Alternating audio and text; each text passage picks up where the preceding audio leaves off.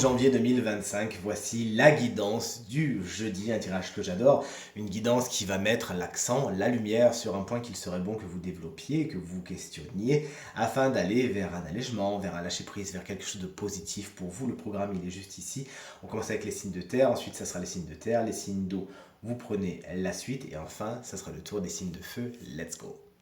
Sans plus tarder avec vous, donc chers amis, signe d'air. Vous êtes les Gémeaux, les Balances, les Verseaux, qu'on embrasse bien fort si vous fêtez votre anniversaire en cette belle journée. Une carte qui s'appelle la totalité. La guidance du jour aujourd'hui vous invite vraiment à l'instar de ces personnages, vous voyez, qui sont en train de faire du trapèze et de s'attraper en pleine confiance. Moi j'aurais pas confiance, hein, je sais pas vous. Il y a mettre un grand filet de sécurité en dessous. Bref, eux, ils ont confiance et ils s'attrapent gaiement lors de cet exercice de cirque. On vous invite à faire la même chose, à avoir confiance aux autres aujourd'hui, à avoir confiance en vous-même. De toute évidence, c'est en étant plusieurs, c'est en étant un groupe que vous irez plus fort, plus loin, plus vite. Il s'agira vraiment de faire état des choses. Vous faites partie d'un groupe, le groupe vous compte parmi vous et compte sur vous pour vos compétences, vos savoir-faire. Et il serait de bon ton aujourd'hui donc de bien vous mélanger et d'acter les énergies verso d'humanisme justement. Ça vous ferait beaucoup de bien. On poursuit avec vous, chers amis, signes de terre, taureau, vierge et capricorne. Il s'agira de pas trop réfléchir aujourd'hui, hein. Bon, on sait que vous aimez bien réfléchir et que vous êtes dans le détail, mais aujourd'hui cette carte est formelle, on vous invite à suivre le courant. C'est d'ailleurs le titre de cette carte si vous lisez bien.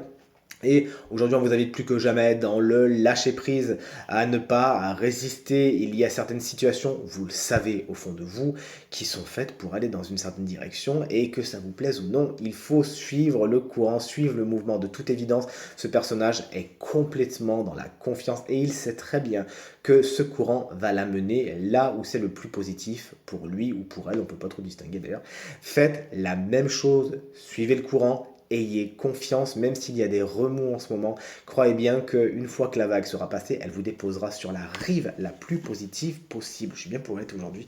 Chers amis, signes d'eau, vous voici, vous voilà, Cancer, Scorpion et Poisson. Vous avez tiré la carte des signes d'air de la semaine dernière, je m'en souviens très très bien, parce que moi c'est une guidance qui m'avait beaucoup parlé. C'est la carte qui s'appelle l'attachement au passé. Qu'est-ce que vous trimballez de si lourd, hein, chers amis, signe d'eau? Là, il s'agira vraiment de laisser le passé derrière, vous le traînez, vous le portez.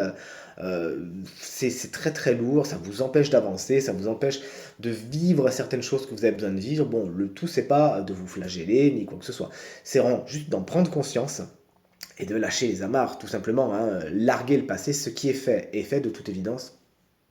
Vous ne pouvez pas y retourner, hein. Donc on n'est pas encore de machine à remonter le temps, et à part faire preuve de résilience, d'ailleurs ce qui serait une bonne idée, ce qui vous permettrait de comprendre ce qui s'est passé, pourquoi ça vous est arrivé, qu'est-ce que vous avez à apprendre de ces situations, et bien là, dans ce cas-là, le passé sera intéressant. Mais par contre, en tant que fardeau, c'est niette, vous me laissez ça derrière. On termine avec les signes de feu, Bélier, Lion et Sagittaire. Lion, moi c'est mon ascendant. Pensez bien à regarder votre ascendant, votre signe lunaire, hein. Comme ça vous donne encore plus de guidance. La carte de la participation me fait un petit peu penser, je sais pas vous, à la carte de la totalité justement. Mais là on est dans une dimension un peu plus spirituelle. Chers amis, signe de feu, vous invite vraiment à apporter votre pierre à l'édifice, un petit peu à l'instar de ces quatre éléments, air, eau, feu, comme vous, et terre justement. Tout fait partie d'une unicité. Vous n'êtes pas déconnecté de la source, et c'est ce que vous dit cette carte. Vous avez vous aussi besoin d'acter des valeurs humanistes et d'humanisme, donc du coup, c'est dur à dire, afin d'aller vers un allègement, vers une compréhension, vers une autre, tout simplement, partie de votre voyage spirituel. C'est à plusieurs que vous irez encore une fois plus fort, plus vite, plus loin et en toute sécurité justement. Vous avez besoin d'apporter votre pierre à l'édifice. Les autres ont besoin de vous aujourd'hui.